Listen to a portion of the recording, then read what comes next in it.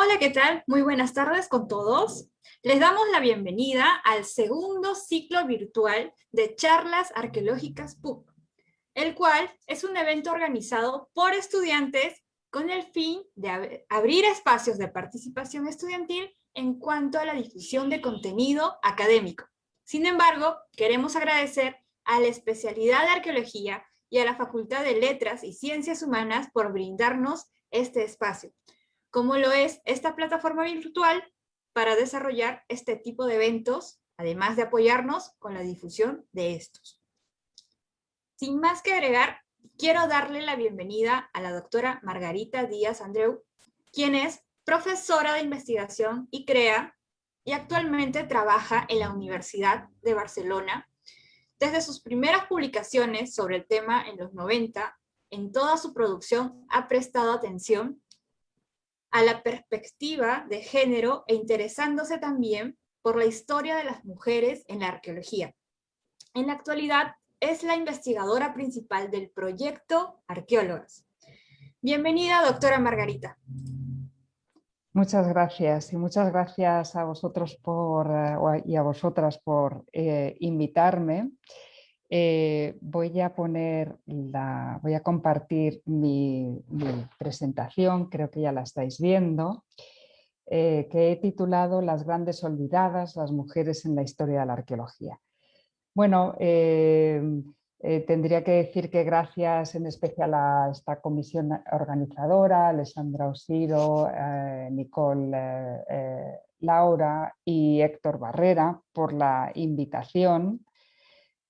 A ver un momentito. Vale. Y bueno, ¿cuál es lo que pretendo en esta ponencia? He seguido con la idea que os di cuando me preguntasteis sobre qué hablar. Se analizará críticamente el papel de la mujer en la arqueología desde la profesionalización de la disciplina en el siglo XIX hasta nuestros días, planteándonos, por una parte, las dificultades que las pioneras se encontraron en su intento de acceso a la profesión, los múltiples caminos que se encontraron cerrados, las muchas discriminaciones que experimentaron y, por último, nos plantearemos el efecto que tiene en las nuevas generaciones su ausencia de las crónicas disciplinares. Un poquito hablaré de esto, no en este orden, pero todos estos puntos se tratarán en esta ponencia.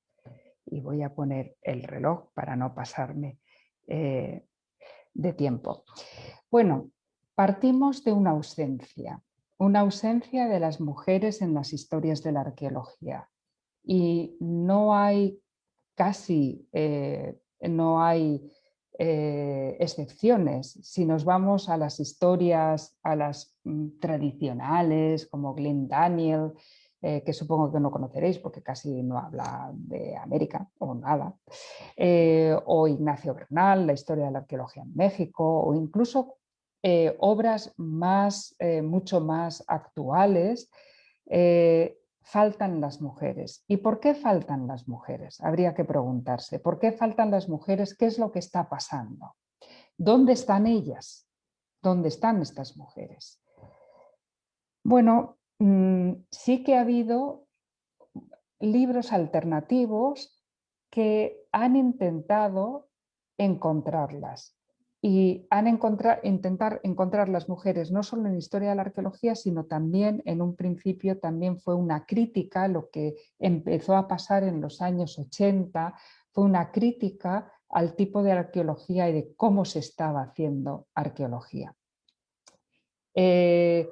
Estas primeras críticas habría que contextualizarlas. ¿Por qué? Porque en los años 80 y habría que contextualizarlas, creo yo, y es lo que realmente pasó cuando oyes hablar a las protagonistas de ese momento en la segunda ola del feminismo de los años 60 y 80. Claro, a mí me 60, 70, 80.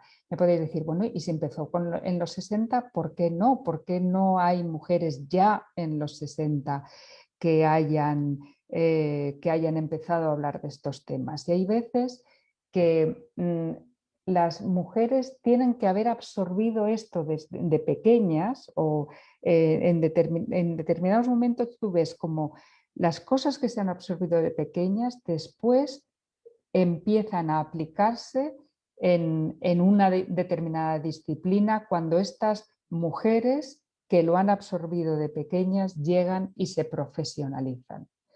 Es verdad que en la antropología, en los años 70, sí que encontramos cosas, pero no en arqueología.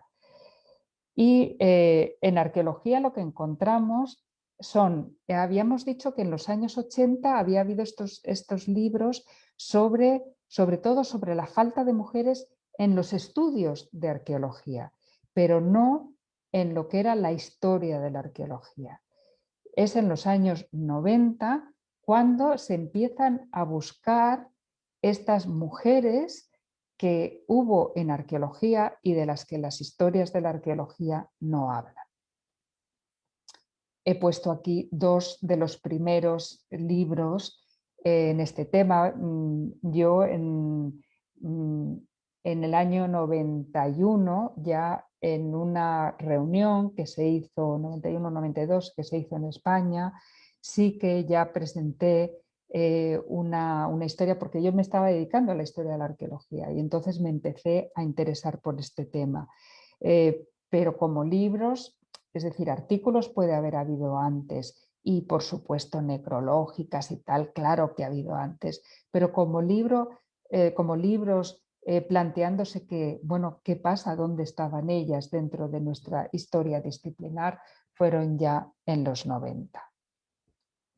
Entonces, ¿por qué es importante hacer estas historias de la arqueología? ¿Por qué es importante buscar a estas mujeres dentro de las historias de la arqueología?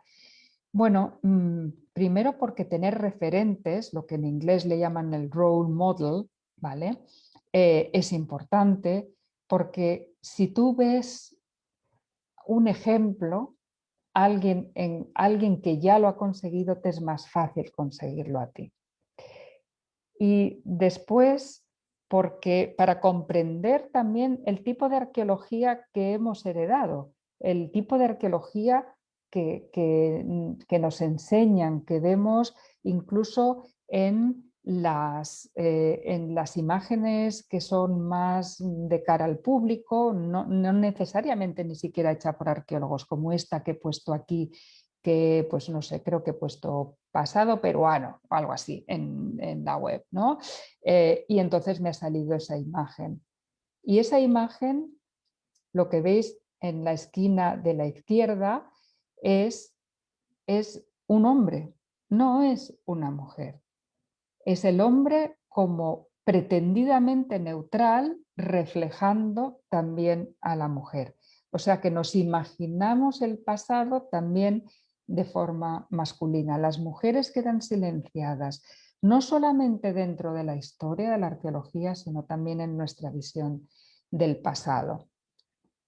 ¿Por qué? ¿Por qué es importante? Seguimos preguntándonos. Pues para entender por qué varios de estos sesgos todavía están vigentes. ¿Cómo es que no hemos podido, si ya desde los años 80, desde los años 90 nos estamos planteando que hay un problema? ¿Cómo es que todavía estos sesgos siguen vigentes?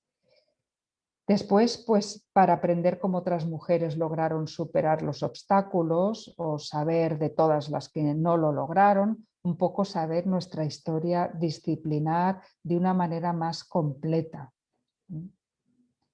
Y para realizar una historia crítica, una historia de cómo se escriben las historias de la arqueología, hay que plantearse, ¿realmente se están escribiendo de la forma que hay que escribirlas cuando una gran parte de las personas que han estado haciendo arqueología no salen en estas historias? Y bueno, pues para recuperar la memoria, para recuperar todo aquello que se nos ha olvidado, pues por no repetirlo, por no darle importancia. En la cuestión de la historia crítica habría que plantearse, por ejemplo, quién publica, quién escribe estas historias de la arqueología. Y normalmente son hombres, pero lo que son personas de universidad, con lo cual hay que plantearse si todas las mujeres que a lo mejor entraron a trabajar en el mundo de los museos están saliendo en estas historias de la arqueología. Y además solamente se da prioridad a todo aquello que significa publicaciones, etc. Y si en realidad las mujeres han publicado poco y por una serie de trabas que se le han puesto, pues claro, no salen en historias de la arqueología. Entonces, a lo mejor una historia crítica tiene que pensar cómo hemos de cambiar las preguntas de la historia de la arqueología para escribir historias que sean más ecuánimes, que realmente reflejen una serie de colectivos, no solamente son las mujeres, hay otros colectivos que nunca salen. Otros colectivos, por ejemplo, también son pues todos los que ayudan en excavaciones, todos los obreros, todos esto nunca se escribe. Hay una serie ahora de trabajos que también los están recuperando, ¿verdad? Bueno, pues busquemos entonces dentro de la historia de la disciplina, ¿dónde están ellas?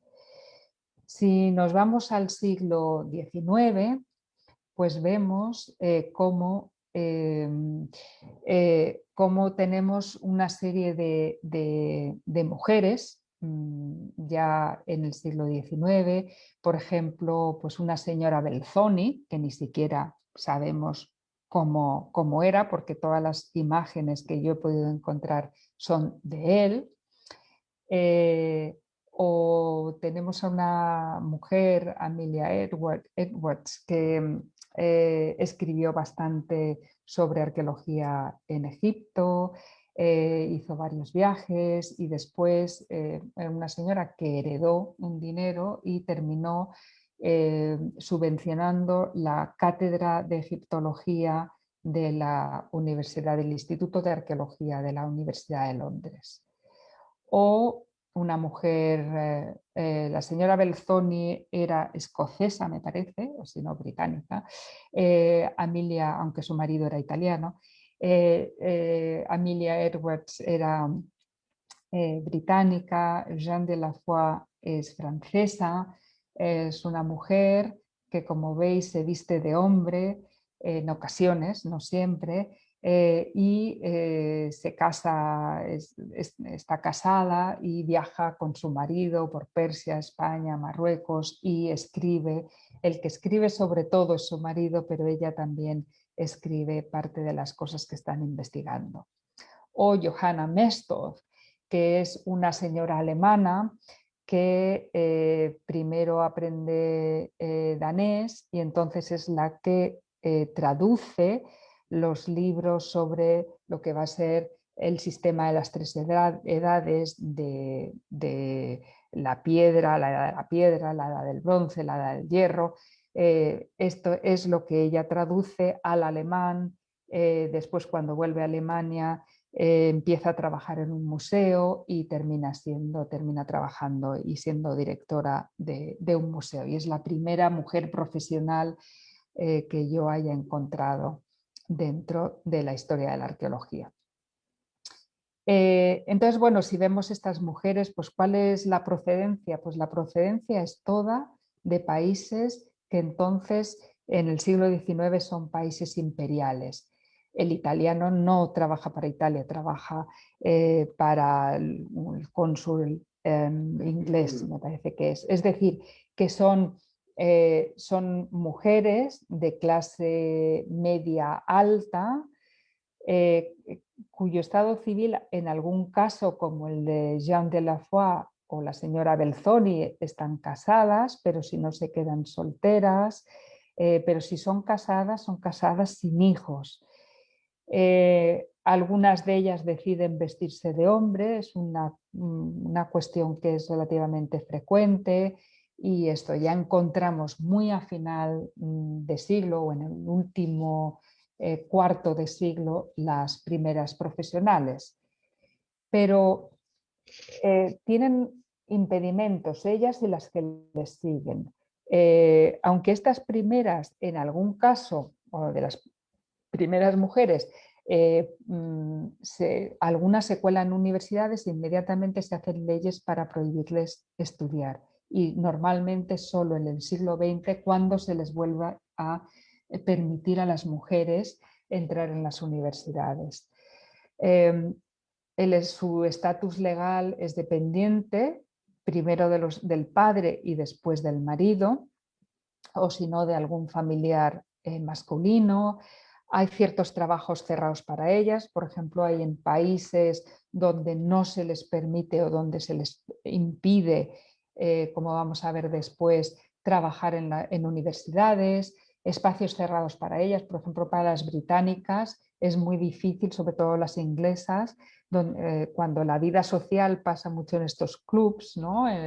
Los clubs, ¿no? Y hay asociaciones, pues a las mujeres tienen el paso cerrado a ellas, con lo cual no pueden hacer este intercambio, estas redes de socialización que son tan importantes para todo un montón de cosas que pasan después, todas las negociaciones detrás de bambalinas, ¿no? Digamos. Bueno, por supuesto también hay una serie de impedimentos sociales o ideológicos, la percepción de la mujer como secundaria, inferior, la misión, esta idea de que la misión de la mujer es estar en casa, ser buena esposa y madre, son débiles, necesitadas de protección, y la creencia que la inferioridad de la mujer no es solo física, sino también mental. Y dentro del evolucionismo del siglo XIX hay en varias ocasiones donde esto nos lo encontramos expresado explícitamente. Y bueno, pues son incapaces de controlarse, hay que controlarlas. Influyó la primera ola del feminismo en arqueología. La primera ola del feminismo es esta de finales del siglo XIX, en la que las mujeres luchan por el derecho a votar con los sufragistas y el derecho a tener independencia legal. Bueno, o sea, de dejar de depender de maridos o de padres. No vemos mucha influencia y yo no he encontrado a ninguna mujer que directamente fuera arqueóloga y sufragista, pero lo que sí que vemos es un marido influenciado por su mujer sufragista y un marido que fue muy importante dentro de la arqueología prehistórica europea, que es Oscar Montelius. Y Oscar Montelius está casado con Agda Montelius, que es, como os he dicho, sufragista, y escribe 2 artículos en los que se plantea, bueno, el primero, como veis aquí, de 1898, desde hace cuánto las mujeres se han considerado la propiedad del hombre. Este es el artículo que escribe en el año 98, y en 1906 publica La cuestión de la mujer en Suecia. Y bueno, por supuesto mete sus cosas de prehistoria y el origen de todo esto. Y hay un artículo buenísimo escrito por una arqueóloga sueca, que es Elisabeth Ardell Nordlag, del 1989, en la que analiza todas estas cosas que Montelius dice en este momento. Y Montelius, por ejemplo, pues impulsará a una de sus alumnas, Hannah Reed, que también lo escribió este análisis Elisabeth Ardell Nordlag, para que hiciera la tesis y tal. Bueno, después ella terminó no siendo una arqueóloga profesional, pero siendo una profesional muy buena.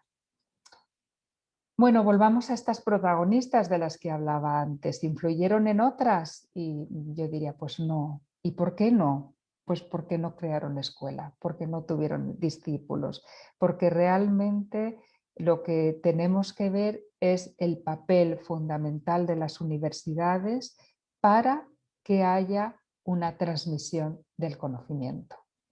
Y la transmisión del conocimiento que bueno, hemos visto en Montelius con Agda, con Hannah Reid, pero realmente, claro, fueron dos cosas de Montelius, tampoco fue, y es una cosa aislada, pero esta transmisión del conocimiento es la que permite o lo que habría permitido a alguna de estas mujeres, en el caso de que hubieran querido, porque no hay que engañarse que muchas de estas mujeres que logran llegar a un cierto estatus, después, sin embargo, digamos, se han tenido que endurecer tanto que se han convertido en más hombres que los hombres, en más masculinas que los hombres mismos, con lo cual ellas mismas son las que impiden el paso a otras mujeres.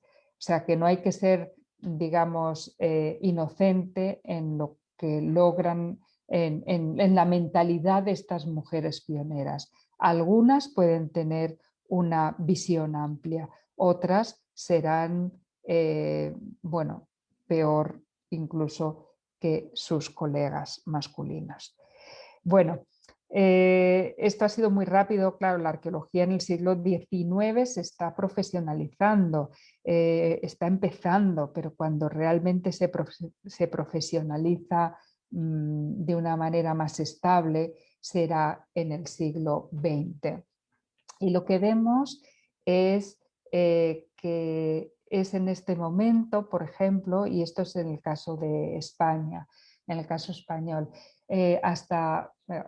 os había dicho, bueno, en algún caso se cuela alguna antes y había pasado en España, pero después se les prohíbe el paso, hasta 1910. Entonces, en 1910 se permite de nuevo a las mujeres entrar a estudiar en las universidades. Y bueno, pues hay una evolución, pues en el año 30 serán un 8% las matriculadas, pero a la vez están ocurriendo otra serie de cosas, como por ejemplo, para las mujeres que venían de provincias a estudiar a Madrid, se abre la residencia de señoritas. Supongo que no habréis oído de la residencia de investigadores, bueno, donde estaba García Lorca, pero claro, esta es ya para los hombres. Entonces, lo que hacen es una paralela para mujeres, la residencia de señoritas.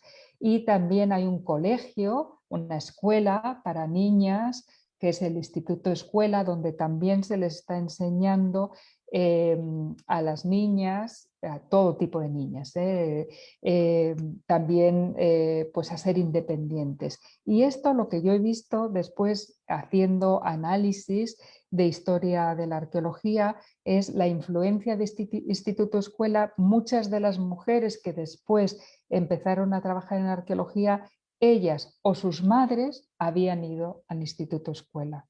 O también ellas o sus madres fueron o estuvieron en la residencia de señoritas o habían o dieron clase o tenían alguna relación con la residencia de señoritas. Es decir, que estas instituciones de principios del siglo XX son fundamentales, son las primeras que están organizadas con una mentalidad progresista y que están permitiendo a las mujeres empezar a creer en sí mismas y entonces plantearse ya entrar en el mundo profesional.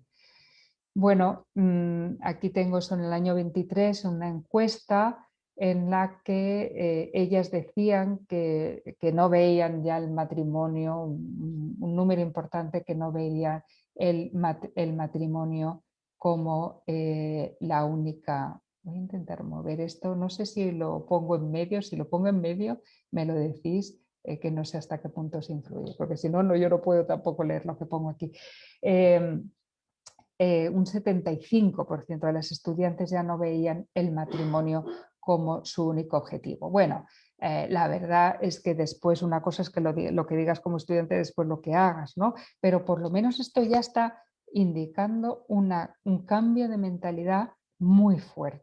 Y esta fotografía es de estudiantes de la Facultad de Filosofía y Letras de la Universidad de Madrid en el año 33 y como veis pues ya hay un montón de mujeres. También se ve como hay unas pocas que empiezan ya no solamente a estudiar, sino incluso a dar clases, a irse a estudiar a Alemania, que era en ese momento el país más importante. Dentro de lo que era, si tú querías subir, como ahora vosotros os iréis a Estados Unidos, pues entonces se iba a Alemania, ¿no? Bueno, incluso ella también la vemos en excavaciones. Y esto, bueno, es importante y no es importante, porque las excavaciones era algo casi prohibido a las mujeres. Por ejemplo, el catedrático de la Universidad de Madrid, Hugo Bermayer, no se las quería llevar de excavaciones. Y claro, si tú estás estudiando arqueología y no te enseñan a excavar, ya te están, digamos, cortando tu futuro profesional, porque no te están enseñando bien. Ella sí que pudo ir a excavar. ¿Por qué? Porque su padre era arqueólogo y se la llevaba y bueno, el padre no tenía, y el padre que era muy de derechas, ¿vale? Pero sin embargo no tenía ningún problema de llevársela, e incluso fueron también a Alemania, etcétera, los dos. Pero ella, sin embargo, después de la guerra civil en España, cuando se casa ya deja de trabajar y solamente volverá a publicar mucho más adelante. Es decir, que incluso siendo una mujer que fue tan pionera a principios del siglo XX, pues después pues no sigue. Y quizás pues, o porque ella no quería o porque no la dejaron.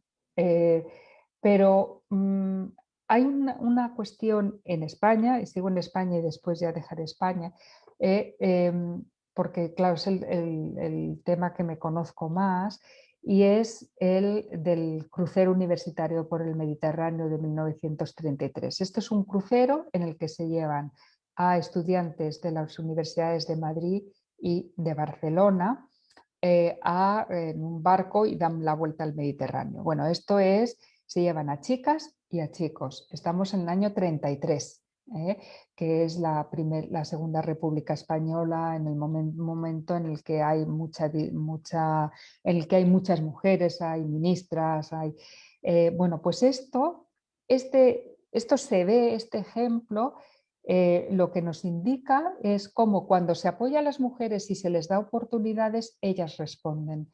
Porque muchas de estas mujeres que fueron al crucero, una gran cantidad entonces se decidieron a presentarse a las oposiciones para entrar en el cuerpo de museos, de conservadores de museos. Un montón de mujeres. Entonces, algunas las consiguen antes de la guerra civil y otras incluso después de la guerra civil.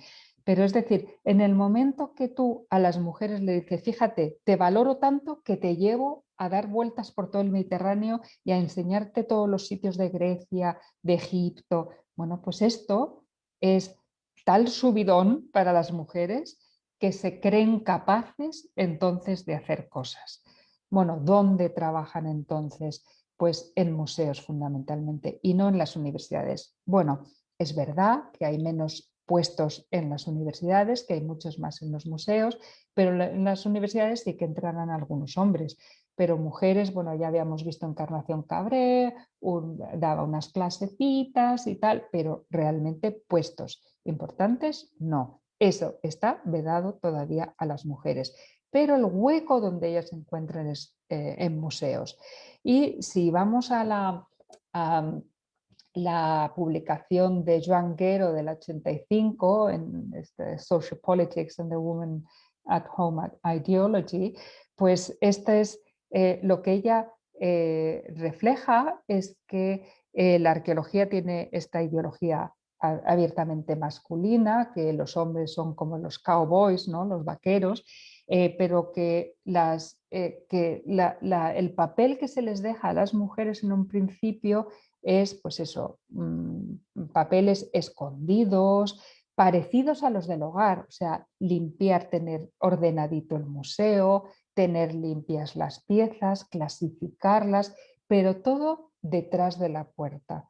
Que no haya gran relación con el público, porque todas estas mujeres estarán trabajando, clasificando, ordenando, pero pocas veces se las ve, en algunos casos sí que son las directoras de los museos, sobre todo en museos pequeños, pero cuando son museos grandes no son las directoras de los museos, siempre están por detrás.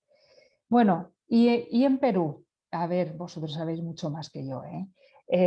Pero bueno, vamos a ver, por ejemplo, el ejemplo de Rebeca Carrión, porque yo veo unos paralelos entre lo que está, entre algunas de las cosas que pasan en Perú, aunque encuentro a menos mujeres en Perú, a cosas que están pasando en España y por lo general en Europa. Mirad, esta influencia de Elvira García, pionera del fomento de la educación para la mujer. Esto es lo que os decía de la residencia de señoritas, la educación de la mujer haciendo que ellas se crean capaces. Entonces, si se les ha educado pensando que ellas valen, después muchas de ellas realmente valen. Se matricula en la Facultad de Letras de San Marcos, bueno, solo 3 alumnas, 3 mujeres entre 109. Acaba, aquí hay en varios de los sitios he encontrado el año 23, el año 24 y el año 25 el grado de bachiller, que supongo que será lo que vosotros decís egresar o una licenciatura, no sé. Entonces ya empieza a trabajar en museos y está, o sea, que sí, museos le dan un huequecito, no sé, porque las publicaciones no son muy claras realmente, o para mí no me resultan claras realmente cuál es su papel y si realmente está ganando un sueldo decente o no, si se le paga por hacer lo que hace, porque, bueno, sí, es doctora, se le permite dictar un curso libre. ¿Qué significa eso? ¿Que le están pagando o que no? Pero después ya no. Eh, También si vemos la investigación que hace, temas femeninos, mujer y niño, indumentaria, son temas que no sé si ella elegiría o le dejarían que las hiciera porque pensarían que eran más adecuados para ella. Pero a ver, lo que sí, en la universidad, de nuevo, se le niega la posibilidad de tener cátedras. Hasta mucho más tarde, o sea, se pasa muchos años intentándolo y continuamente le están diciendo que no, y van priorizando a muchos otros. Hasta que, bueno, sí que termina consiguiendo algunas clases, pero lo que ella decía, que en Lima le hacían la existencia imposible. En 1955 se casa con el etnólogo suizo Rafael Girard y se va a vivir a Guatemala y punto. Ahí os quedáis y ya está, ¿no? Yo vivo mi vida porque ya está bien aquí. Bueno, vosotros conocéis mejor el caso que yo y vosotras, de cómo esta mujer se le estuvo negando la posibilidad realmente de poder establecerse. Pero bueno, es una mujer que sí que trabaja en el museo, que da conferencias y habría que verla también en el contexto y esto, entonces yo dije, bueno, y es que no había eh, arqueólogas de otros países. Bueno, pues ya veis aquí, por ejemplo, me fui a este libro de David Broman sobre la arqueología americanista en sí, el papel de las mujeres en la fundación de la arqueología americanista y por supuesto salieron mujeres que habían estado en Perú. Jane Anna McCreary y Barbara Loomis. No sé nada de ellas y no sé si a lo mejor porque, bueno, fueron, pero después no sé si se sabrá mucho de ellas o no. Pero si vemos el libro de Apen Ruiz Martínez, Género, Ciencia y Política, que se refiere a México, lo que hace Apen es comparar ver estas intersecciones entre lo que es la arqueología imperialista de los norteamericanos llegando y la arqueología en el propio México. Yo creo que valdría la pena que alguien se planteara hacer algo así también en Perú, ver que las cosas, no solamente buscar a las mujeres de Perú, sino también a las que están viniendo de fuera y cómo las dificultades que tienen como mujeres, como extranjeras, como nacionales, etcétera, etcétera. Bueno, otra de las mujeres que es de la misma época que la anterior, que Rebeca, será esta María Victoria Reiche Neumann, pero en realidad, aunque es de la misma época, casi pertenece al siguiente periodo, puesto que es más tarde cuando ella empezará, cuando ella empezará a dedicarse al estudio e investigación de las líneas Nazca. Bueno. Josefina Ramos de Cox es esta otra generación ya más mayor, ya pertenece como profesional a la segunda parte del siglo XX y de nuevo pues yo leyendo, y claro es desde el desconocimiento, desde alguien que no sé mucho de la arqueología de Perú, pero lo que me pregunto es representa a la universidad en el Patronato de Arqueología, bueno, en los años 52 y 67. ¿Qué significa eso exactamente? ¿Por qué? ¿Quién? ¿Qué influencia tiene esto? ¿O funda el Museo de Arqueología del Instituto Riva Agüero? Bueno, pues me parece que habría que ver qué pasa. ¿Tiene capital o no? ¿Qué consigue? Después sí que tiene alumnas, tiene seguidoras, discípulas, da clases en este seminario. ¿Qué influencia tiene? Yo creo que todavía mi impresión desde fuera es que queda mucho por averiguar y por ver las circunstancias de estas mujeres. ¿Mm? Bueno. Entonces necesitamos encontrar a estas mujeres, pero ¿cómo? Bueno, pues hay que ponerse, hay que buscar en publicaciones, hay que buscar en archivos, hay que hacer historia oral, preguntar a las mujeres que todavía podemos preguntar y ver las dificultades. Hay cosas de las que no querrán hablar mucho, ¿no? Pero bueno, ¿cuáles son los factores que llevan a la integración de la mujer en la arqueología profesional en el siglo XX?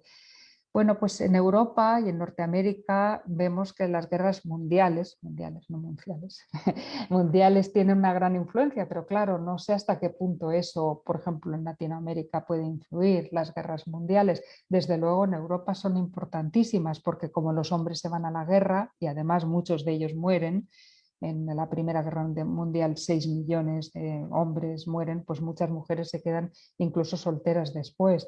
Entonces, y durante la guerra se les necesita a ella. Entonces es el momento en el que muchas de las mujeres se integran en la profesión, en las profesiones, diferentes profesiones. Y también en la Segunda Guerra Mundial vuelve a pasar lo mismo, incluso hay una liberación de la mujer en esos momentos. Y en el resto del mundo, bueno, pues llega la influencia porque, bueno, pues estas mujeres están escribiendo, estas mujeres están yendo a otros países, todas estas cosas están influyendo y a lo mejor vemos un cierto decalage, un cierto retraso en otros sitios, pero bueno, las cosas llegan. Pero sí que puede haber una mayor resistencia, menos mujeres en puestos reconocidos en otros sitios y sobre todo cuando la comunidad arqueológica es menor, pues veremos, por supuesto, a menos mujeres, ¿no? Pero y en puestos no reconocidos, o sea, es que hay mujeres en otras partes, no solamente, claro, yo hasta ahora estaba hablando no solamente porque entre las primeras 4 estaban haciendo otras cosas, ¿no? Bueno, ¿cuándo se permite estudiar a las mujeres? Creo que hay que empezar es muy importante saberlo, porque yo esa fecha de 1910, por ejemplo, no era del todo consciente hasta hace poco, por ejemplo, para España, ¿no? Cómo evoluciona el número de ellas estudiando entre los estudiantes, cómo se las prepara, se les enseña a hacer trabajo de campo, se les acosa. Eso es muy importante porque muchas de las mujeres, y yo sí que tengo alguna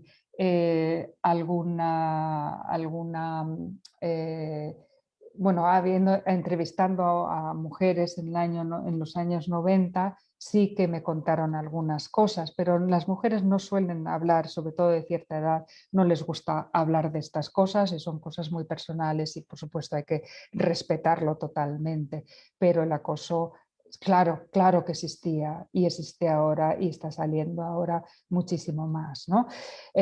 ¿Cuántas de ellas trabajas? ¿En qué tipo de trabajos? Porque claro, es verdad que eso es lo que estaba hablando de las mujeres en museos, pero es que hay muchas esposas trabajando para ellos o estudiantes o periodistas, gente haciendo lo que es más que periodistas, es haciendo lo que es la transmisión hacia el gran público, que por supuesto dentro de la arqueología y dentro de las historias de la arqueología eso no sale reflejado.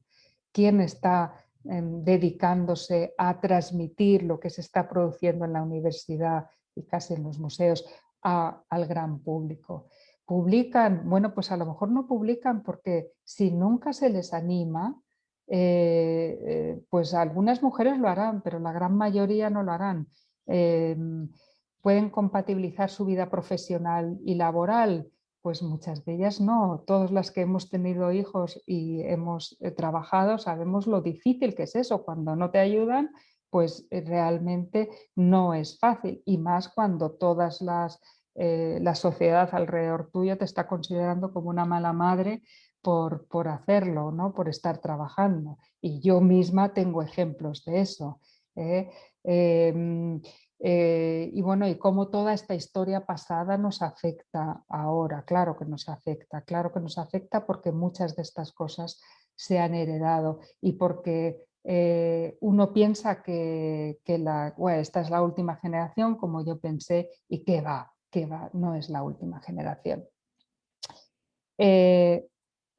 Una historia crítica, ¿cuáles son los mecanismos? Yo creo que nos tenemos que preguntar cuáles son los mecanismos de la dominación masculina. La creencia en la inferioridad moral de las mujeres, que no solamente la creen ellos, es que nos la creemos, nos terminamos, a la niña que se la educa en esa inferioridad se lo termina creyendo, como más o menos nos lo hemos creído todas, unas pocas no, pero el resto sí, o nos lo sentimos, lo tenemos tan naturalizado, ¿no? Las cualidades de los hombres y las mujeres, ellas, cómo se las describe en muchas necrológicas, sobre todo más antiguas, ellas son bondadosas, caritativas, buenas esposas, ellos intelectuales, sabios, ella delicada, y esto incluso en las necrológicas de arqueólogas sale. ¿Cuál es el lenguaje? Claro, siempre hablamos en masculino, y si siempre, como ya hemos visto en esa imagen que os he puesto antes del Inca, que lo que fuera, pues es que nos imaginamos el pasado en masculino. Esto en realidad se nos está desvalorando continuamente, porque lo importante es en masculino. O el acoso, realmente debemos plantear, sacar estas historias e intentar luchar en contra de esto, porque continúa. Claro, yo el otro día en una conferencia sobre arqueología submarina, en tal que hablábamos, todas eran pues más o menos de mi edad o más mayores. Y entonces cuando sacamos el tema del acoso, decían, no, no, bueno, y dije, mira chicas, es que nosotras somos mayorcitas ya, y no tenemos ningún problema ya, pero esto no, y se ofendieron mucho porque las estaba llamando viejas. Bueno, pues sí, pues sí. Y entonces, pero uno piensa que se ha acabado el problema y yo llegué a publicar en un momento, menos mal que esto se está acabando, no, se estaba acabando conmigo porque me estaba volviendo mayor. Bueno, y eso, la falta de referente, ¿cómo nos influye el no tener referentes? El que todos en nuestras historias de la arqueología, todos sean hombres y no haya ninguna crítica a por qué ellas no están ahí, cuando sí que las ha habido, pero es cómo se escriben estas historias de la arqueología. Bueno, en una historia crítica hay que plantearse estos temas de centro y periferia, quién tiene el poder, quién tiene la autoridad, no solamente geográfica, que a lo mejor un norteamericano venga y lo que diga, porque lo que en inglés valga más que lo que se puede decir en otro idioma, pero sino también el centro-periferia en género, es decir, que las mujeres estamos sufriendo, las que hablamos castellano y muchos otros idiomas, en los países angloparlantes tenemos una doble discriminación por geografía y por género, ¿no? Pero incluso dentro de nuestros países por género hay este centro y periferia. La invisibilidad, ¿cómo se invisibiliza a las mujeres? Pues no valorar lo hecho por ellas, considerarlo rutinario, de poco valor, es de mérito una omisión o no citándolo, no alabar lo realizado por ellas. Esto todavía sigue pasando y yo creo que todas podríais encontrar ejemplos. No mencionar lo publicado por ellas, y esto es todo lo que se llama como el efecto Matilda, ¿no? Cuando la mujer que se dedica a la ciencia o a la investigación no recibe el mismo reconocimiento que un hombre, es este efecto Matilda. No alentar a presentarse a premios, esto me pasaba a mí, mientras que a mis colegas sí, de repente te enterabas que había un premio del que tú no sabías nada, que se lo habían dado a tu colega que había llegado más tarde que tú en la facultad, pero que como nadie te lo había dicho, pues es que ni lo sabías. O puestos de trabajo, que no te los digan y sin embargo se lo digan a ellos, o no darte premios, incluso cuando te presentas, entonces no, es que lo que hacen ellos siempre es más importante, o ridiculizando. Esto es un arma muy potente que utilizan los hombres y algunas de las mujeres en contra de otras mujeres, ridiculizar o no mencionándolas en las historias de la arqueología. Bueno, pues en este sentido, por esto, por darme cuenta que todavía continuaba toda esta situación, pues empecé o me planteé empezar este proyecto Arqueólogas, en el que estamos un grupo de gente intentando recuperar todas estas historias. Vamos a ver si puedo poner la página web y si os la puedo compartir, no solamente lo de Zoom, sino espero que estéis viendo mi página web con pioneras, o sea, estas son mujeres que muchas de ellas yo no conocía.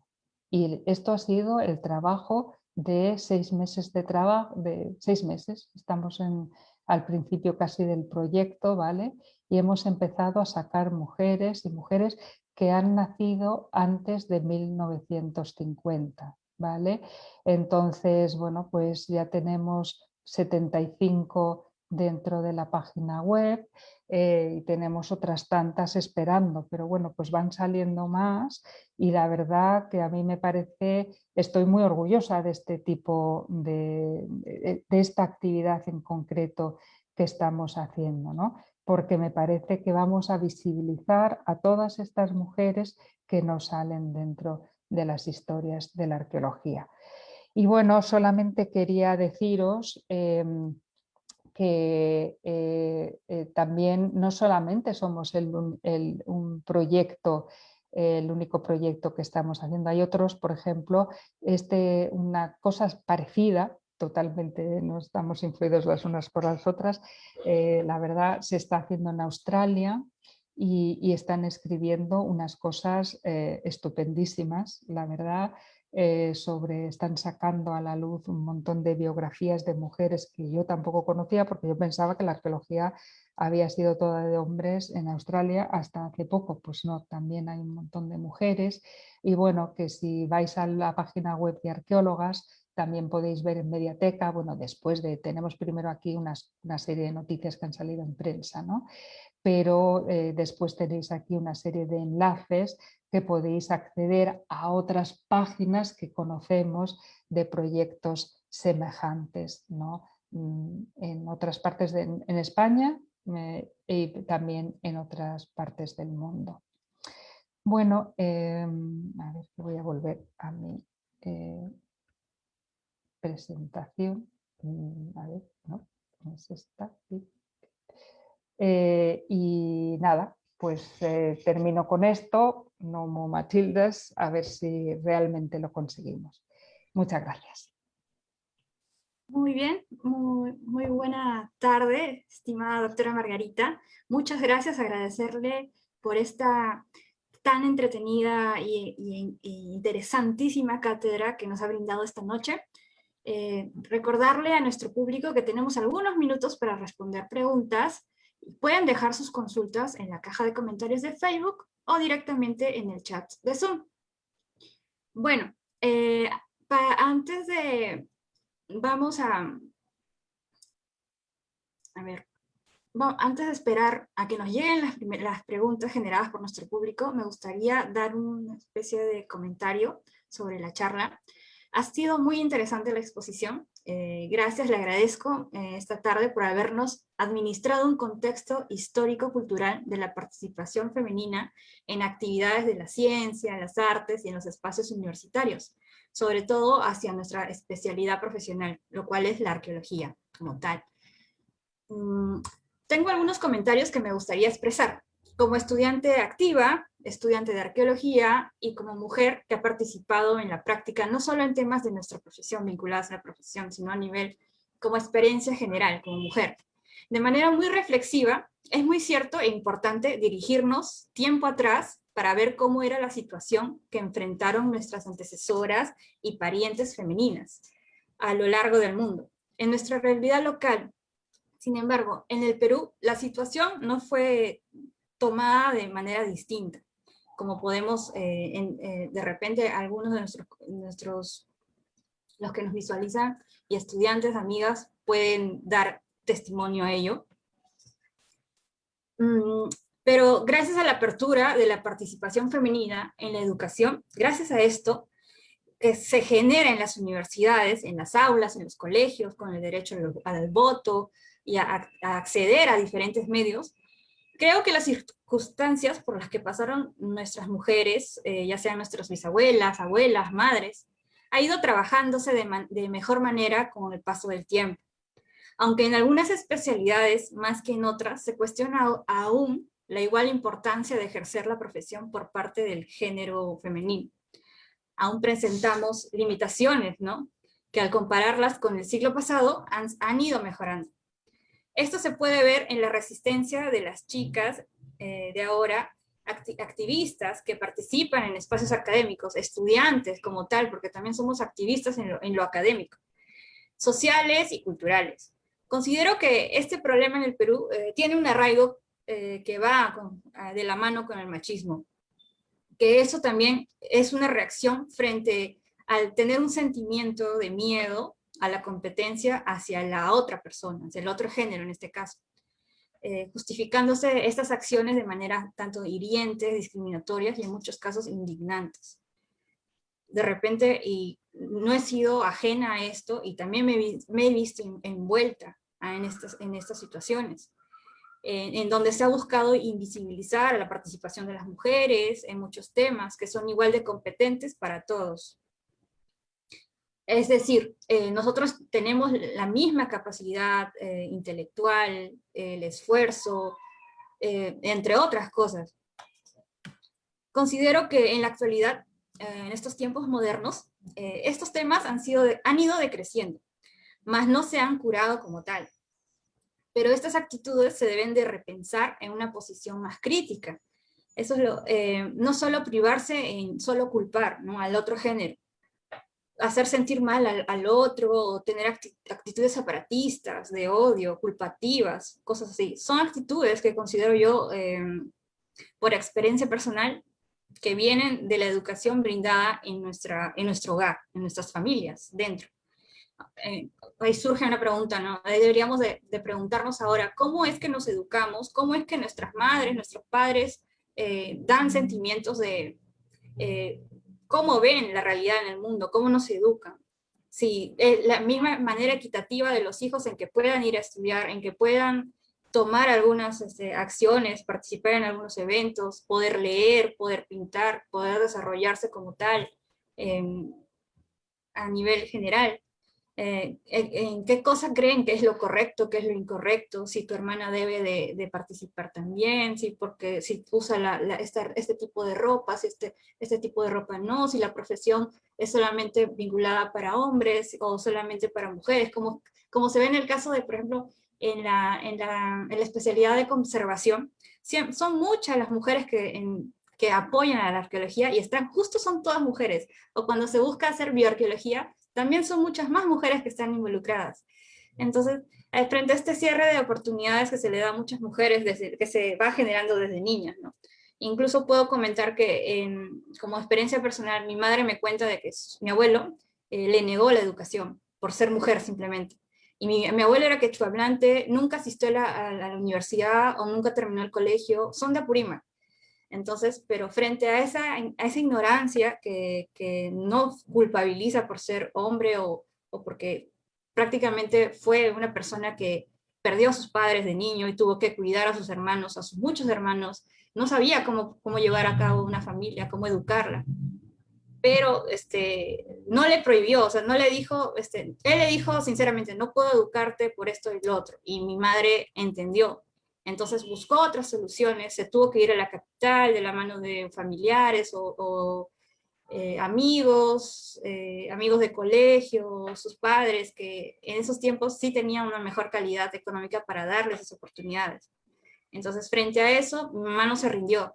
Hubieron muchas vallas en el camino, muchas, muchas, muchas, pero ella seguía en pie de lucha con sus sueños porque no quería volver a la realidad que ella conoció, no quería estar sujeta a, como decíamos en la charla, estar con esto del marido, de depender siempre, ¿no? De sus derechos, que me dé dinero, que no puedo hacer esto y cosas así. Entonces incluso se cuestionaba, tener hijos, no quiero que me arrastre esto, y volver a enseñar y que vean estas cosas, porque escoger una pareja también es estar estable y cosas así.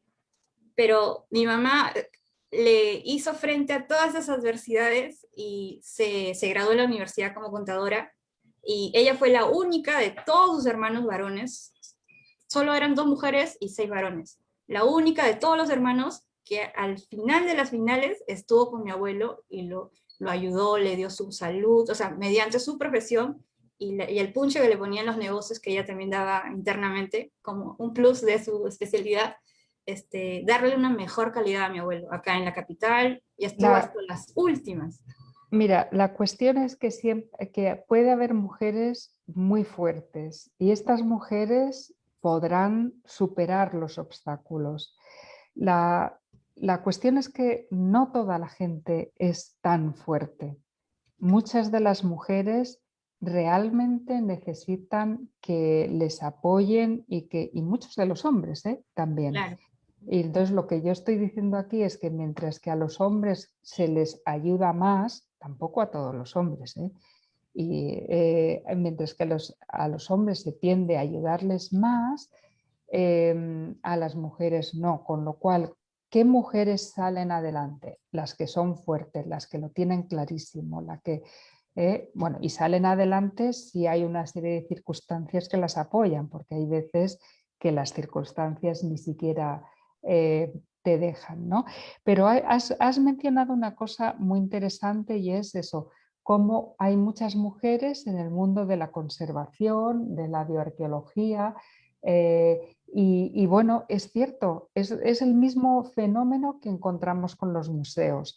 ¿Dónde se encuentran las mujeres más cómodas? Pues se encuentran en sitios en los que sus cualidades son más buscadas, Es decir, les resulta más fácil o les resultó a las primeras más fácil integrarse en esto, puesto que daban un poquito, era el perfil de lo que se buscaba, el detallismo, la paciencia y todo esto. Y entonces, y una vez que ya las pioneras se han establecido, a veces entonces es mucho más fácil porque ya hay referentes, hay mucho más fácil que otras entren. Y además permite en un mundo tan masculino como el que todavía hoy en día, por mucho que las cosas hayan mejorado, menos mal, pero bueno, todavía las mujeres no suelen tener el apoyo. No, no digo que en todos los casos, porque las cosas han mejorado, pero no suelen tener el apoyo de sus maridos cuando tienen niños. Y yo misma me tuve que buscar todo tipo de ser muy organizada y tener un montón de estudiantes que se podían quedar con mi hija y hacer no sé qué y hacer no sé cuántos. O sea que quien queremos, pues lo podemos sacar adelante si nos lo planteamos. Pero mi marido nunca se lo planteó. Nunca se planteó si su hija iba a ser un problema. Un poco como le daba, bueno, es que yo estaba allí, así es que le daba igual, mientras que nosotras, o sea, que realmente siempre hay una serie de obstáculos que muy pocas no tienen que superar. Y otra de las cosas que me parece interesante apuntar es la interseccionalidad. Es decir, la interseccionalidad, que no todas las mujeres, tú estabas hablando de las mujeres, los hombres, no. Bueno, las cosas son un poco más complicadas que esto. Sí, podemos hablar, yo también lo he hecho de alguna manera, pero en realidad en el momento que nos ponemos a analizar, vemos que bueno, hay cuestiones de clase que son muy importantes, hay cuestiones de religión, de idioma, de procedencia. O sea que no es un grupo tan homogéneo el de las mujeres, sino que después en el momento que nos ponemos a analizar hay muchas más cosas, ¿no? que pueden ser también importantes, ¿no? Y que hay que tener en cuenta cuando hacemos todos estos análisis. Claro. Bueno. Bueno, aquí tenemos unas, ya van llegando las preguntas, así que tenemos una por parte de Claudia Uribe, que nos dice, ¿qué recursos y estrategias han favorecido cambios estructurales en las brechas de género en la práctica arqueológica? A ver, un momentito, espera, repite. Sí, sí, no hay problema. ¿Qué recursos y estrategias han favorecido a los cambios estructurales en las brechas de género en la Vale. práctica arqueológica? O sea, ¿cuáles son las circunstancias por las que, digamos, ha mejorado? Esto es lo que entiendo yo de la pregunta, ¿no? A ver,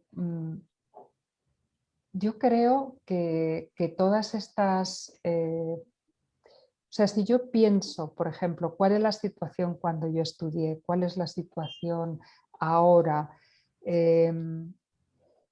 cuando yo estudié no había catedráticas, bueno, no había en mi universidad catedráticas. Entonces, al poco, una mujer que fue Nina Esquerol consiguió su cátedra.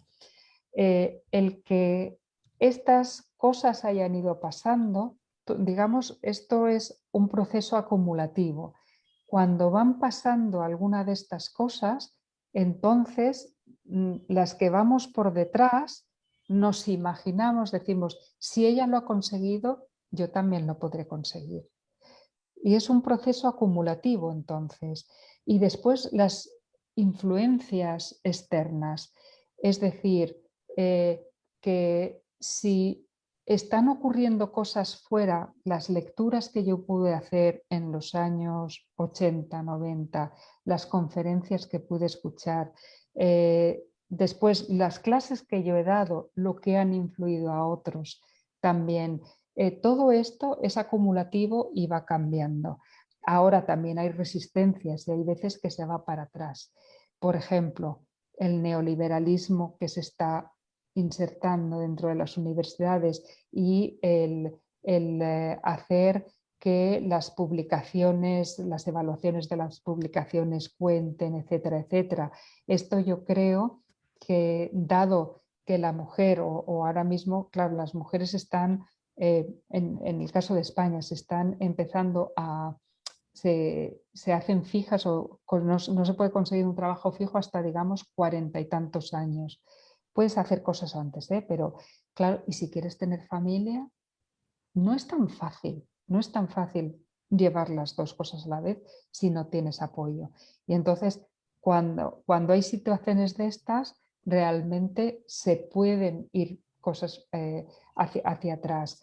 A ver, aquí hay también otra pregunta sobre cosas de acoso y todo esto. A ver, lo del Me Too, por ejemplo, esto claro que nos va a influir y claro que nos va a hacer que se intente empezar a plantar cara.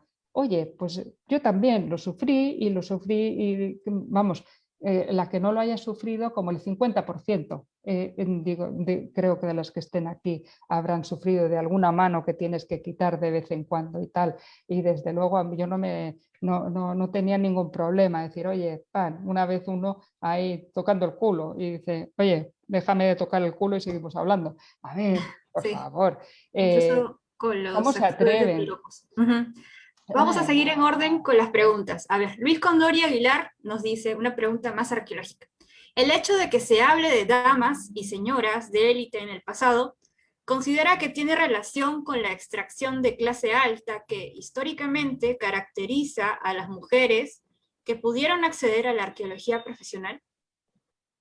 Las mujeres de clase alta en un principio son las que pueden acceder al principio, pero después serán las clases medias y ahora y solamente en estos últimos años las clases ya más trabajadoras o gente de...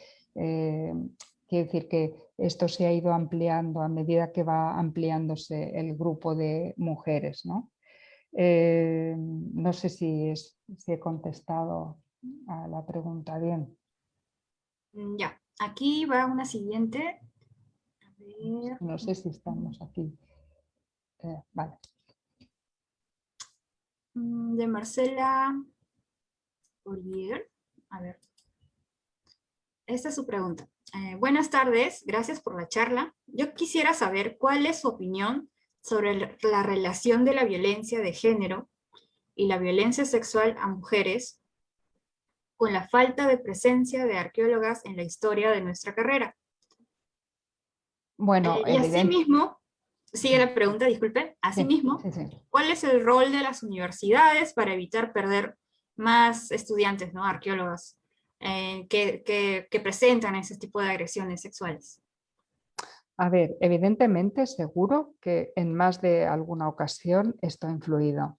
Claro que sí, o sea, porque ya digo, hay mujeres que se atreven y dicen, oye, ya basta. Y hay otras veces que no. ¿Qué rol tienen que tener las universidades? Yo creo que tiene que empezar a haber protocolos, pero bueno, yo creo que será un paso adelante. Los protocolos no son toda la salvación y lo que desde luego tiene que ser es la educación de hombres y de mujeres, de que hay ciertas actitudes que ya no. Y bueno, no sé, yo creo que fui muy optimista hace años diciendo que menos mal que esto se está acabando, pero pienso que en el momento en el que haya además uno empiece a temer por su futuro profesional si hace determinadas cosas, pues se empezará a paliar este tema. Claro que tiene que haber influido, claro que sí. Pero bueno, sí, igual que si vamos a cuestiones de homosexualidad, ¿cuántos hombres y mujeres se habrán ido de la disciplina por no aguantar comentarios, etcétera? No se sabe cuál fue la razón, por ejemplo, de Dorothy Garrett cuando dejó su cátedra de Cambridge, pero lo que hizo fue dejarla e irse a vivir con su pareja, con otra mujer en Francia, en los años 50. Había tenido presiones, la verdad que esto ya hemos perdido esta información. Pero claro que pudo influir, quiere decir que somos las mujeres, hay bueno, todo tipo de exclusiones, ¿vale? Como por ejemplo también las de clase. Cuando yo que me estaba leyendo correspondencia, pues Graham Clark hablaba muy mal de Glenn Daniel. ¿Por qué?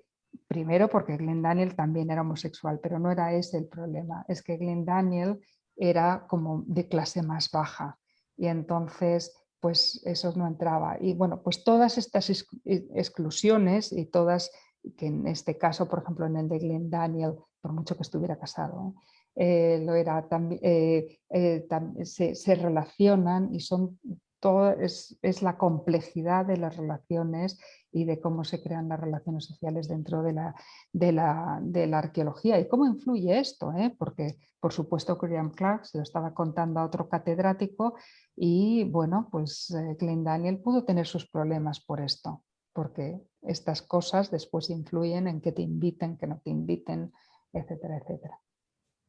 Bueno, muy bien. Seguimos con la siguiente pregunta de Pilar. Usted habla de liberación de la arqueología imperialista, pero también hay que reconocer que los procesos imperialistas no solo vienen directamente de poderes europeos, sino también existe mucho colonialismo como tal, racismo, sexismo, homofobia, internacionalizado. En el caso de estas agresiones sexuales en estudiantes a nivel universitario, ¿cuáles son las responsabilidades que asume al respecto desde su posicionamiento como feminista frente a estas agresiones? A ver,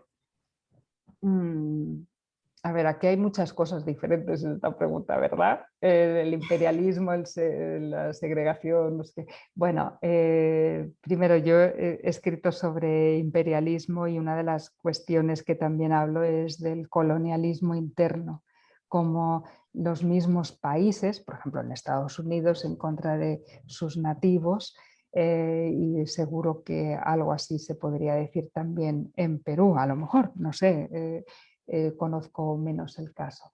Pero bueno, mi responsabilidad, a ver, eh, muchas veces o alguna vez que lo he hablado esto con estudiantes, de situaciones en las que yo me he encontrado y en la que no he podido reaccionar, porque reaccionar no habría llegado a nada.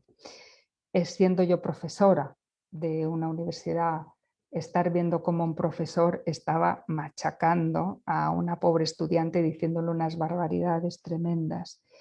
Y yo tenía a mi lado una catedrática. Y la catedrática, bueno, en un caso dijimos, Ale, por favor, yo qué sé, imagínate que se llamara Juan.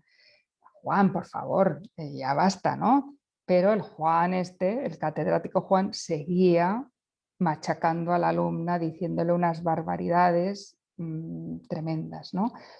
Claro, yo ahí era la doña nadie, la más baja en la baja escala. Si yo decía algo, mis posibilidades de tener un puesto de trabajo ahí se acababan y además no iba a conseguir nada. Yo pensaba, ¿qué hago? Hablo con esta chica y le digo que es más tonta que yo que sé, que por favor que reaccione y le dé 2 tortas a este otro. Pero claro, si yo hablo con ella, a lo mejor después ella va diciéndole, porque mira, mira Margarita lo que va diciendo y tal y cual, ¿no? Son situaciones muy difíciles, porque dices, si está la catedrática a mi lado, ella es la que tiene poder.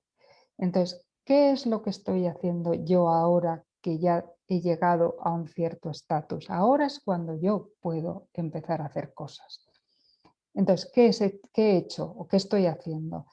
Pues he organizado el proyecto Arqueólogas y yo creo que este proyecto está teniendo una estoy recuperando las historias. Yo estoy contactando con señoras o con sus familiares y no se lo creen que por fin se le haga caso o a ella o a la familiar que ya ha fallecido. Yo estoy empezando a decir, oye, es que hay que escribir las historias de la arqueología de forma diferente. También he organizado un ciclo recientemente en el Museo de Arqueología de Cataluña para, o sea, el primer día fue de historia de la arqueología, el segundo fue Me Too Arqueología. Y entonces estuvieron hablando de cosas y de cómo se podían establecer protocolos, etcétera. Yo no soy la típica persona muy política como para meterme en comités y tal. Si lo fuera, sí que lo haría y me metería en comités. Pero lo que sí que quiero es, bueno, también, por ejemplo, en el año 18 yo organicé la reunión de la Asociación Europea de Arqueólogos. Y entonces una serie de arqueólogas empapelaron la facultad con cuestiones de acoso en arqueología. ¿eh? Y el presidente de la asociación me pidió que por favor que aquello se quitara. Y yo dije que no, que eso se quedaba ahí. Y entonces, o sea, ahí ya fue visibilizar cosas que pueden estar pasando. Esta puede ser mi papel. Ahora que tengo un cierto estatus, ahora que estaba yo organizando ese congreso que vinieron 3.000 personas a Barcelona, es cuando puedo hacer algo. Y es la base de este, a ver, que os lo voy a poner en un segundito. Eh, sí, comparto de nuevo la pantalla, no sé, bueno, da igual, así, está aquí.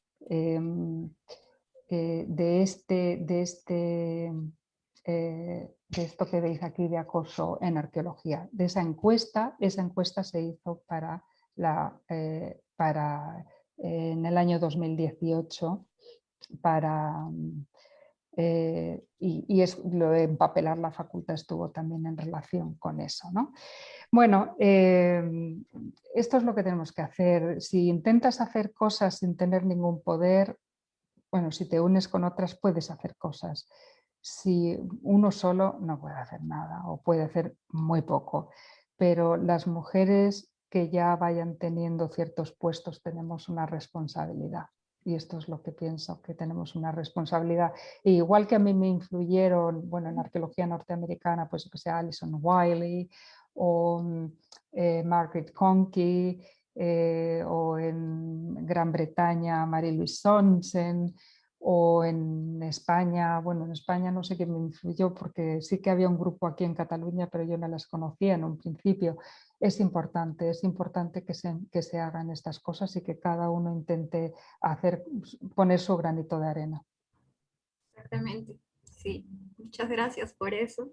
Y sí, revisar también la página de internet de De arqueólogos. arqueólogas. Si lo podría visualizar en pantalla para que nuestros espectadores también puedan.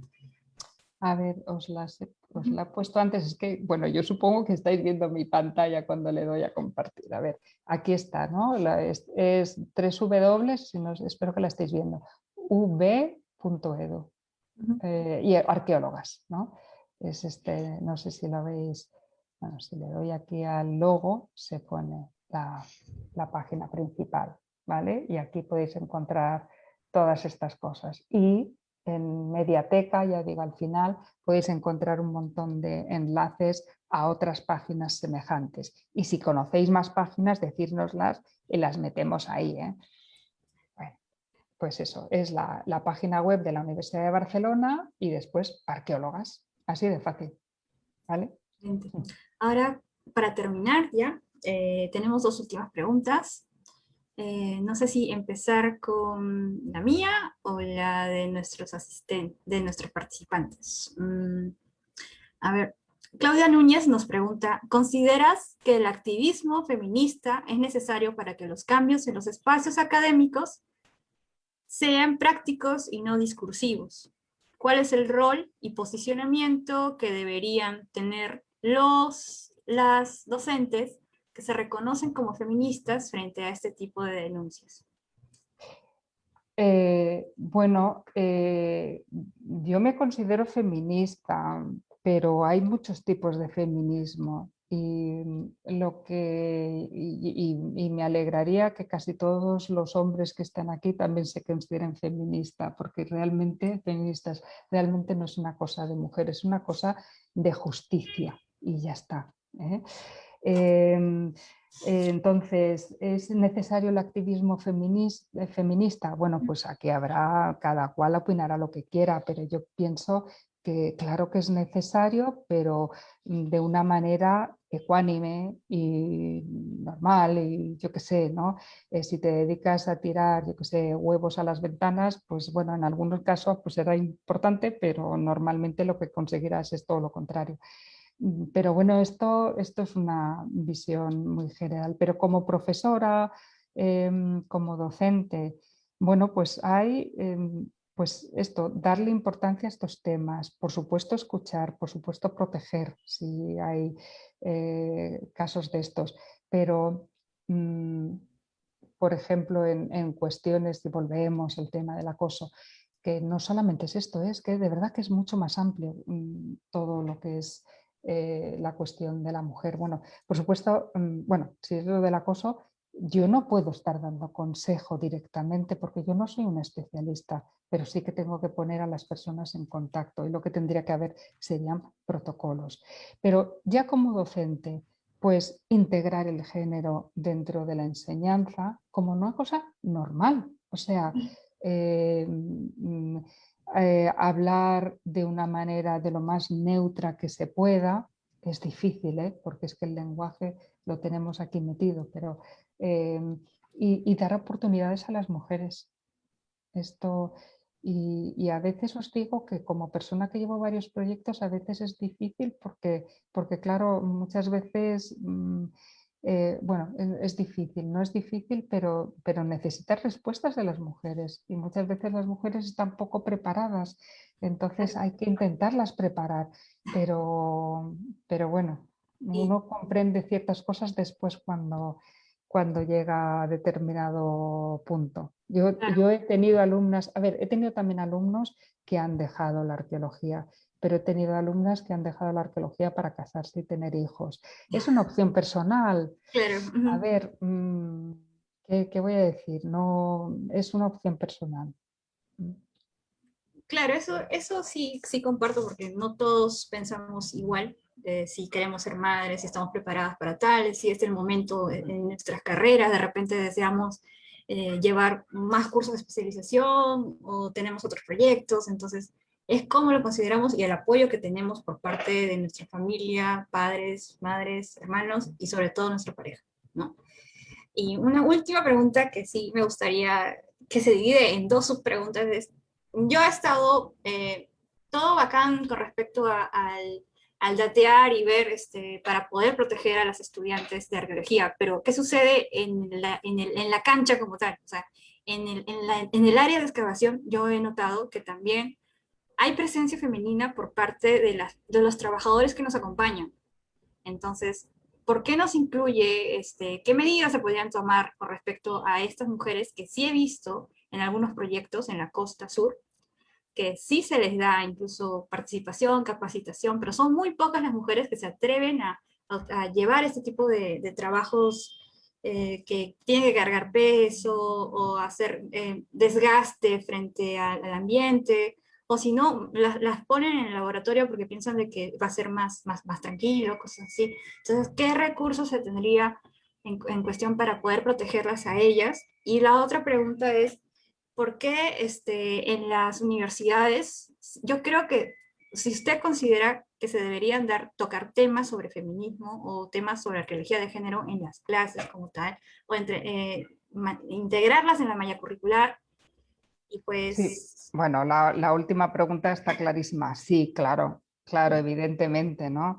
Sí, sí que se debería incluir, vamos, sin duda alguna, y en las publicaciones y en todo, porque además eso es hacer buena arqueología, porque verás muchas más cosas. Cuando cambias la perspectiva, a veces ves muchas más cosas cuando intentas ser más integral. En cuanto a las excavaciones, ha habido últimamente una serie de publicaciones muy interesantes tratando de temas de excavaciones y a ver, de cómo evitar ciertos problemas. A ver, después en cuestión de que las mujeres puedan llevar peso o no puedan llevar peso, bueno, pues a lo mejor tanto peso, pues oye, yo siempre he dicho, yo soy una mujer débil y no tengo ningún problema con ser débil, porque además es que de verdad no tengo mucha fuerza. Y no pasa nada, no pasa nada. A ver, yo digo, aquí esto es lo importante. Bueno, Y a ver, administrar yo la creo seguridad que, y los equipos adecuados, sobre todo. bueno, Ujú. sí, y después una directora de excavación buena o director de excavación bueno sabrá repartir las tareas dependiendo de las habilidades que tenga cada cual. Intentar hacer un poquito de todo, claro, pueden haber prejuicios ahí. Por ejemplo, sí, yo me acuerdo de una excavación en la que dejaban conducir a todo el mundo, incluso al más tonto, entre los hombres, claro, menos pero las mujeres no, no se fiaban, tío, que nos... y bueno, pues en fin, me sentó fatal porque, bueno, yo quería conducir ese Land Rover, ese 4x4, pero nada, nada, no me dejaron. Tonto el director porque seguro que lo habría hecho mucho mejor que alguno de los otros. Claro. Pero, a ver, la cuestión de, vamos a ver, si hay situaciones, se pueden intentar hablar, protestar, tal. Lo importante es que de cara al futuro, cuando nosotras o vosotros estéis al frente de una excavación, intentéis ser más ecuánimes. Es todo de cara a un futuro. Las cosas, y de verdad es lo que os decía en algún momento en la historia de la arqueología, yo veo a veces que las cosas pasan 15 años después. Es decir, que la gente que ha estado aprendiendo, absorbiendo las nuevas ideas dentro de la universidad, cuando llegan a ser profesionales, las aplican. Pero la generación que en ese momento es ya profesional, pues ya tienen sus esquemas montados y sus formas y hay veces que no, que entonces no lo hacen, no les cuesta más porque ya tiene. Entonces lo importante es, bueno, hay que intentar cambiar las cosas, hay que intentar hablar con ese director o tal, pero bueno, o directora, porque hay veces que las mujeres también tienen sus ideas sobre las posibilidades de otras mujeres y no necesariamente. Yo algunos de los problemas más graves que he tenido dentro de la profesión han sido con mujeres. ¿Eh? A ver, no hay que ser inocente, ¿vale? Lo importante es que cuando tú llegues a ser profesional no repitas esos esquemas, porque hayas ya asumido y hayas pensado en lo que realmente, todo lo que significaba aquello. Y entonces no repitas, seas crítica con esos. Si no se puede cambiarlo de ahora, que hay que intentarlo cambiar en un futuro. Y ya está. Igualmente, también mencionar que sería una excelente idea que nuestras universidades nos cuiden, nos protejan como un derecho hacia nosotras y Hombre, los demás grupos que se consideran, claro. bueno, y generar, ¿no?, espacios de comisiones anti estas cosas que nos protejan, hostigamiento, cosas así, y sobre todo llevar, o sea, datear quienes necesitan apoyo y hacer un seguimiento psicológico, sobre todo. Bueno, eh, antes de despedirnos, quisiera agradecerle una vez más a la doctora Margarita por esta muy productiva tarde y aprovechar la atención de nuestro público, agradecerles también por estar presentes el día de hoy e invitarlos a la próxima ponencia del día viernes 30 a las 5 p.m. por este mismo canal. A usted también, doctora Margarita, les esperamos con los brazos abiertos para que nos sintonice a las 5 p.m. hora en Perú. La ponencia va a estar a cargo de la doctora Luisa Vetter, quien nos hablará sobre el estudio de las narigueras prehispánicas desde distintas disciplinas. Perdón. Además, recuerden que todas las actividades que las estaremos anunciando en nuestras redes sociales y pueden encontrar nuestras sesiones grabadas en Eventos Arqueológicos PUC. Bueno, doctora Margarita, quisiera dejar algún mensaje final para nuestro público. Bueno, no sé, que adelante y espero que consigáis realmente con vuestra práctica poder superar alguna de estas barreras. Y adelante todos, todas y todos. Las cosas a veces no serán fáciles, pero es importante ser crítico con la historia, ser crítico em, con la práctica de la arqueología actual y pasada. Exactamente, y de la mano en actividades académicas, ¿no? Con sus estudiantes. Bueno, nuevamente muchas gracias, doctora Margarita, un gusto, un placer estar esta tarde con usted, con nuestro público. Muchas gracias por su presentación y a todos ustedes por acompañarnos. Entonces, nos estamos viendo el próximo viernes por este mismo canal. Cuídense todos, muy buenas noches.